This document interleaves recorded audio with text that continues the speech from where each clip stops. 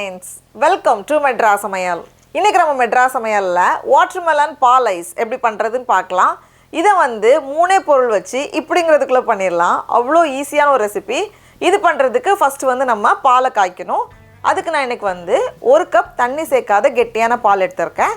அதை வந்து ஒரு பேனில் மாற்றிட்டு பால் கொதிச்சதுக்கப்புறமா ஒரு 3-4 நிமிஷம் போல் கொதிக்கட்டும். அப்போ தான் வந்து கொஞ்சம் கூட கெட்டியாக வரும், நமக்கு வந்து கொஞ்சம் க்ரீமியாக கிடைக்கும். இந்த ஸ்டேஜில் நம்ம வந்து கண்டென்ஸ்டு மில்க் சேர்க்க போகிறோம். நான் இன்றைக்கி வந்து 1/2 கப் கண்டென்ஸ்டு மில்க் எடுத்திருக்கேன். மில்க் மேடுன்னு நம்ம கடையில் வாங்க கிடைக்கும்ல, அதுதான். இதிலவே வந்து நமக்கு போதுமான அளவு இனிப்பு இருக்கும். அதனால் நம்ம வந்து எக்ஸ்ட்ரா சர்க்கரை சேர்க்க தேவையில்லை. நான் இன்றைக்கி வந்து கடையில் வாங்கின கண்டென்ஸ்டு மில்க் தான் எடுத்திருக்கேன். நம்ம மெட்ராஸ் சமையலில் அடிக்கடி நம்ம கண்டென்ஸ்டு மில்க் வீட்டிலே பண்ணுவோம். அதுவுமே வந்து நம்ம அந்த மாதிரி பாலை சுண்டை காய வச்சு நம்ம வந்து சர்க்கரை சேர்த்து அப்படி பண்ணுறதுனால நம்ம பண்ணலாம். இது வந்து ஃபாஸ்ட்டாக முடிஞ்சிடும். இந்த பாலும் கண்டென்ஸ்டு மில்க்கும் சேர்ந்து ஒரு வாட்டி கொதிச்சு வரட்டும். இப்போ பார்த்தோம் அப்படின்னா லைட்டாக கொதிச்சு வந்திருக்கு. இந்த ஸ்டேஜில் நம்ம ஸ்டவ் ஆஃப் பண்ணிவிட்டு இதை வந்து ஆற வச்சிடலாம்.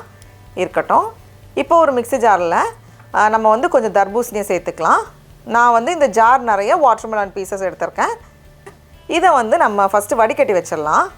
அப்போ தான் ஏதாச்சும் விதை ஏதாவது இருந்ததுன்னா நமக்கு வந்து வந்துடும். இதில் வந்து ரொம்ப மெல்லிசாக இருக்கிற வடிகட்டி எடுக்காதீங்க. கொஞ்சம் பெரிய பெரிய ஓட்டையாக இருக்கும்போது அப்போ தான் வந்து அந்த பல்ப்போடு சேர்ந்து மிக்ஸ் ஆகி வரும். அதனால் கொஞ்சம் இந்த மாதிரி கொஞ்சம் பெரிய ஓட்டை இருக்கிறதா நான் எடுத்திருக்கேன்.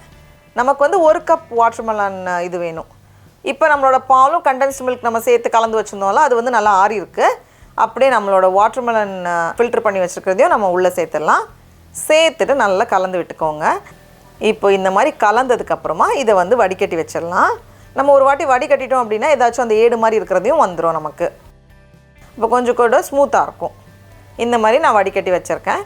இப்போ இதை வந்து நம்ம குட்டி குட்டி கிண்ணங்கள் இல்லை வந்து குச்சி ஐஸ் பண்ணக்கூடிய அந்த பாப்சிக்கல் மோல்டுலாம் இருக்கும்ல, அதில் வந்து நம்ம ஊற்றி வச்சிடலாம்.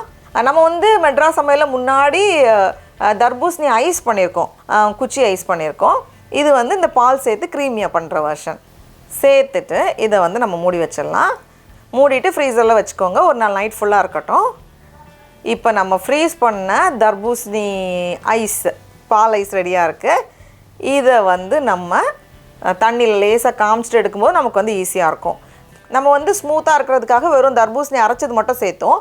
உங்களுக்கு வந்து கொஞ்சம் சங்கியாக இருக்கணும் அப்படின்னா நம்ம சின்ன சின்னதாக அந்த தர்பூசணி அரைச்சி அந்த பீசஸை நம்ம வந்து உள்ளே சேர்த்து கலந்துக்கலாம். இதுக்கப்புறமா நமக்கு வந்து என்னென்ன ஐடியாஸ் வருதோ எல்லாமே நம்ம பண்ணிக்கலாம். அவ்வளோதான். பாருங்கள், இது வந்து ரொம்ப நல்லா க்ரீமியாக இருக்கும். நம்மளோட க்ரீமியான வாட்டர்மெலன் ஐஸ் ரெடியாக இருக்குது. இப்போ நம்ம டேஸ்ட் பண்ணி பார்க்கலாமா? அவ்வளோ நல்லாயிருக்கு. நீங்களும் கண்டிப்பாக இந்த ரெசிபியை வீட்டில் செஞ்சு பாருங்கள். உங்களுக்கு இந்த வீடியோ பிடிச்சிருந்துச்சுன்னா மெட்ராஸ் சமையலுக்கு சப்ஸ்கிரைப் பண்ணுங்கள். நாவின் சுவை எறும்புகள் மலரட்டும்.